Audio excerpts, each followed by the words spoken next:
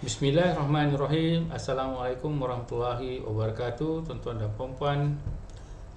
Pada YouTube video kali ini, saya ingin membuat ulasan terhadap satu cadangan Perikatan Nasional untuk membuat demonstrasi pada Hari Malaysia, iaitu 16 September pada hari Sabtu ini, untuk kononnya menyelamatkan Malaysia di dalam kes DNAA Zahid Hamidi.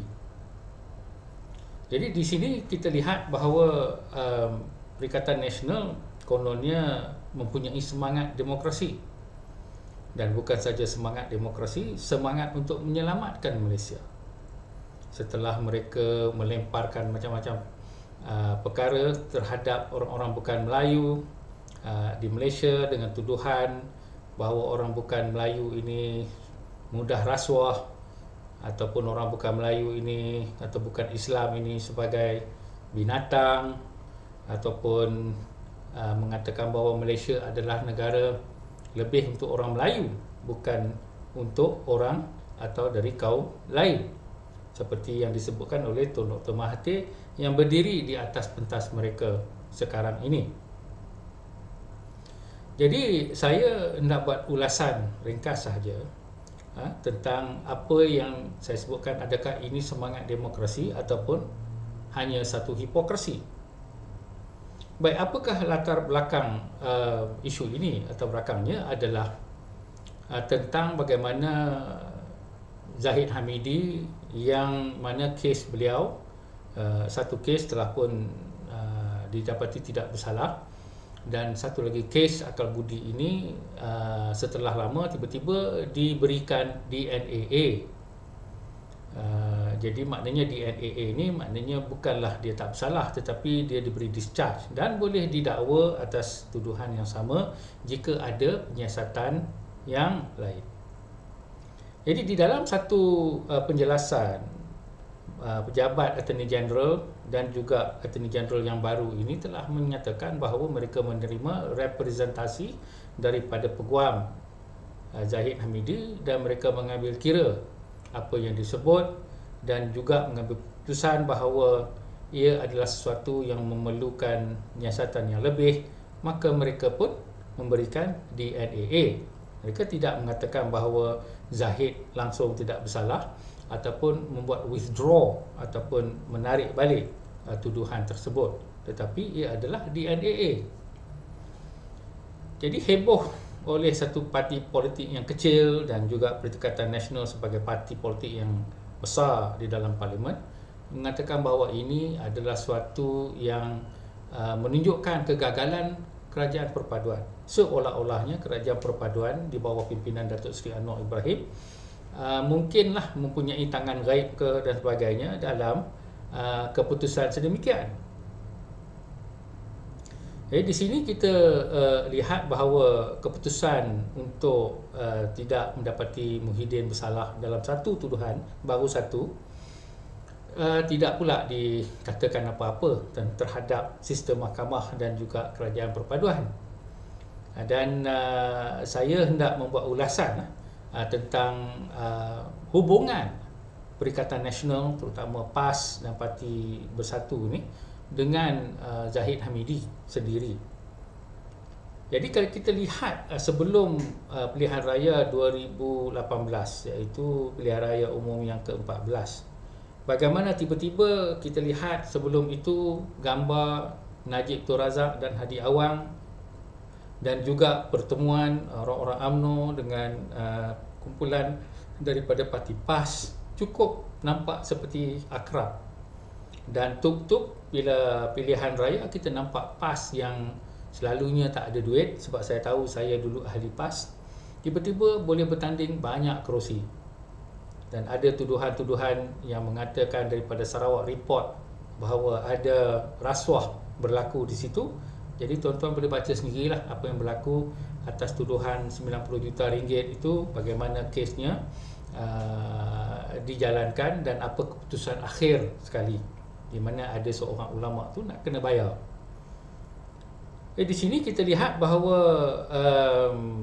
PAS yang sekarang ni berada dalam Perikatan Nasional beria-ria berkawan dengan Zahid Hamidi dan juga Najib Tun Razak. Ini kawan mereka daripada 2018 dan sebelumnya. Dan selepas itu 2019, apa terjadi? Kita lihat bahawa UMNO dan PAS menandatangani apa yang dikatakan muafakat nasional. Siapa dia UMNO, tuan-tuan? Presiden dia Zahid Hamidi. Siapa dia PAS? Presidennya Hadi Awang. Dan orang-orang yang lain yang berada di situ seperti Taqiyuddin, Tuan Ibrahim, Tuan Man, semua ni orang PAS. Jadi kita boleh katalah bahawa UMNO dan PAS berkahwin di dalam muafakat nasional. Ketika itu Bersatu tak diminta hadir di dalam pakatan tersebut. Kemudian kita lihat lagi terjadinya Sheraton Move.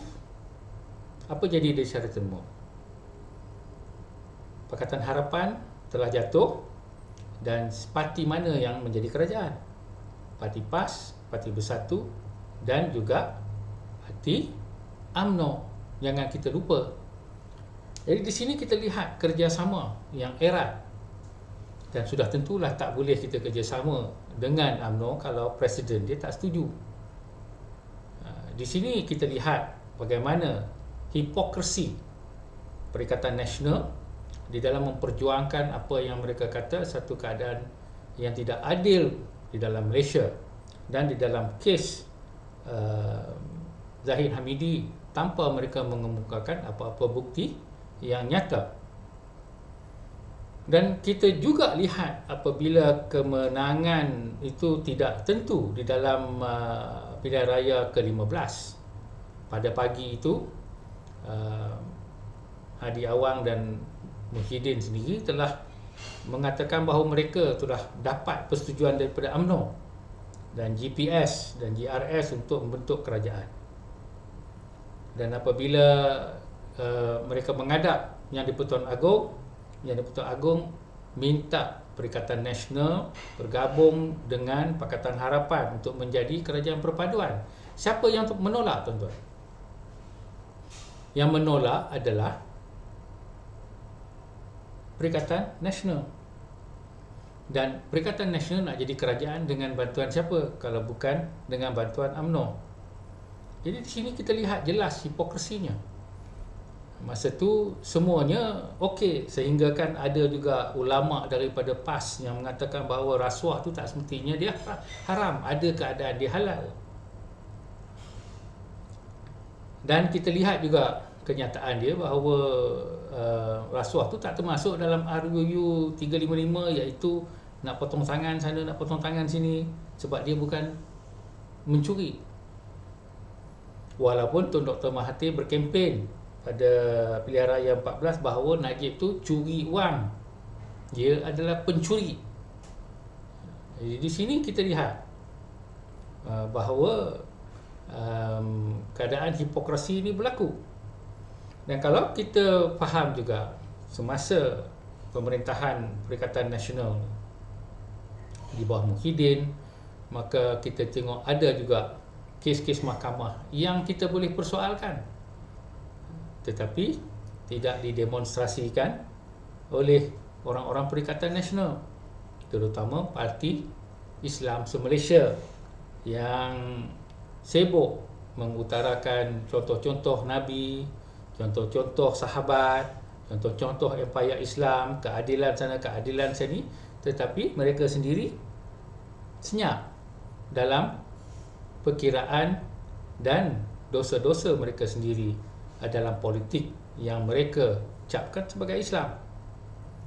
Jadi hipokrasi ini wujud kalau kita lihat dengan mata kita yang jelas sejarah hubungan antara PAS dan UMNO. Jadi persoalan di sini, kenapa pada ketika ini barulah nak buat demonstrasi? Dan demonstrasi itu pula tentang Zahid Hamidi saja, bukannya tentang lain-lain kes di NAA yang lagi banyak lagi isunya terhadap negara kita.